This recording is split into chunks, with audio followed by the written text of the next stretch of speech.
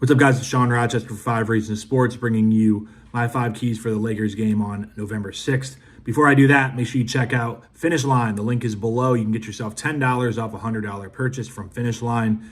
Appreciate their support. And as we jump into the 5 keys against the Lakers tonight, we're going to move through this. I tweeted these earlier, but you can check these out in the video form now on 5 Reasons YouTube. The first thing is the others. And I say that loosely because when you look at our big three, again, not the big three that we used to have, but Tyler, Jimmy, and Bam, when they've had big scoring games, it really hasn't equated to success. Obviously, right now we are on our 7th game in going into tonight. Small sample size, so overreacting to certain things is probably not the best way to go about this. However, when we look at the other guys, everyone outside of those three, when those guys have scored 45 plus, we've won. Obviously, it's only 2 games. But as we go through this season, I think it's something to monitor.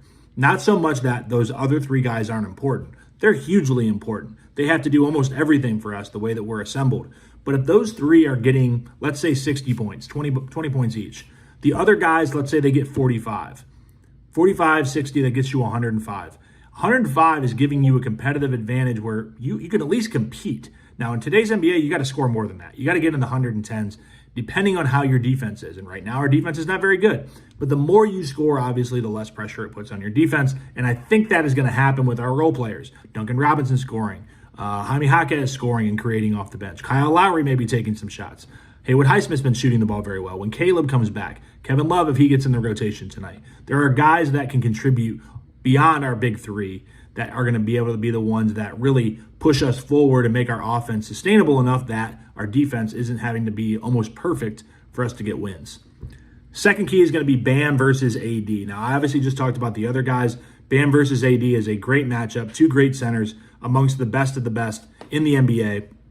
And tonight, we're really not looking at Bam versus AD because I need Bam to outscore AD or anything like that. These guys go about it a different way. AD is scoring 26 points per game. He's grabbing 13 rebounds. He's blocking almost 4 shots a game. He is having a hell of a start to the season. Bam is also. He can't match those numbers. 21 points per game, 7.5 rebounds, 1.2 blocks per game. They do things differently, and they're asked to do things differently. But the matchup between these guys, and they're going to be going against each other quite a bit. Bam has to not get buried inside. He doesn't have the size to go against AD. We have to limit the efficiency of AD. It's going to be Bam. It's going to be Thomas Bryant and maybe Kevin Love at times. We have to make sure that, especially if we're switching, he can punish you because he's so damn big. He can also shoot the ball from the mid-range. AD can hurt you, and he can pass the ball. So we got to make sure that we limit him, keep him off the offensive glass. You can't give the Lakers second chance opportunities to help buoy their offense. On defense, pull him away from the rim. He's blocking almost 4 shots a game. You can't have him sitting in the paint eating things up. Spo's been talking about how important it is for us to get pressure on the rim, get shots at the rim. And if AD's sitting there waiting, that's not what you're going to have success with. You got to pull him out. You got to make him pay. If he's going to sag back, you got to have Kevin Love. You got to have Bam shooting mid-range jump shots. Or if we're undersized and we're going small ball 5, those guys got to make threes. My third key is going to be the defensive identity of the Heat. You're going to see the Heat culture logos and all those different things sprayed all over the arena, all over the front of our jersey. But the defensive identity that we've had really since 1995 has not been evident so far this season. Our defensive rating is 113 so far. That's clearly unacceptable. Not good enough if you're going to be a good team competing for second round and beyond. Our offense just isn't good enough to win games when our defensive rating is as high as a 113. What I think is the recipe for the Lakers is make them shoot outside shots.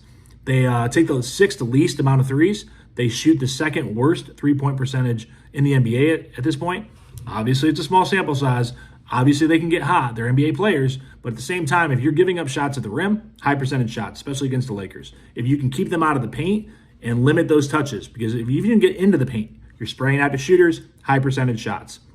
Contested shots outside the lane, keep them off the free throw line, limit your turnovers so they're not getting into transition, and I think you can do a better job of limiting what the Lakers do.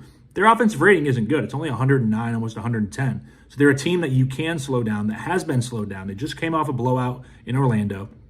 We just have to be better defensively to give ourselves a chance. Fourth key is LeBron, obviously a familiar face. We should respect and appreciate what he did for us in Miami over the course of his career when he was here. And there's probably going to be, a lot of noise tonight about, is this the LeBron's last trip to Miami? Is he going to retire after this year? I don't think those things are really the case. But really what we want to look at on the floor is who's going to match up with him. It's going to take a team effort. It's not LeBron of old, but it's still a very good player. Jimmy's going to be there. I think Haywood Highsmith spent some time there. I think Jaime Jaquez spent some time there. He's been going up against those big wings, and he's done a pretty damn good job. For being a rookie, he is strong as hell. He's not going to back down. I think he'll spend some time there too. Maybe Josh Richardson, but he's a little bit too small, I think, to go on LeBron. So I think you mainly see those three and probably a little mix of Bam if you start switching. When you're looking at LeBron, when he's on the floor, super effective. The net rating difference between him on and off the floor is nearly a plus 50 to their net rating. Obviously, you need to win the 10 to 12 minutes or so that he's off the floor. That's very important because if he's off the floor, you got to be winning. But when he's on the floor, you got to compete. You can't get blown out in those minutes. Even though he is, damn near 40 years old, you have to be able to compete with him. You have to keep him out of the lane. You got to make him make jump shots. You got to make sure that he's going to facilitate. He's a great passer. Limit those opportunities and make other people beat you with contested jump shots. Again, it's 109, almost 110 offensive rating. They are not a high-powered offense, but you have to take away high percentage shots. And my last one is match the energy. The Lakers are going to come in here hot. They played on Saturday night. They lost by nearly 20. They need to win. And, the Heat, we played on Friday. We got to win. Didn't look great, but we got to win. Haven't had a great start to the season. But this is one of those games where you're going to get an engaged Lakers team. Maybe they get the South Beach flu. I think it's an older team. They're probably more mature than that. But Spo is, he's going to have an advantage over Darvin Ham. And I think it's more on the players to really step up. It's a game where on a Monday night, are you going to be ready to play? Are you going to play against, these superstar matchups? Are the role players going to be ready to roll? And even though the Heat got a win on Friday, we can't just be stringing along 1 win, 2 losses, 1 win, 1 loss. You got to start putting together a streak and push yourself closer to 500. It's only game 7, but it's a very important game. Thanks for tuning in.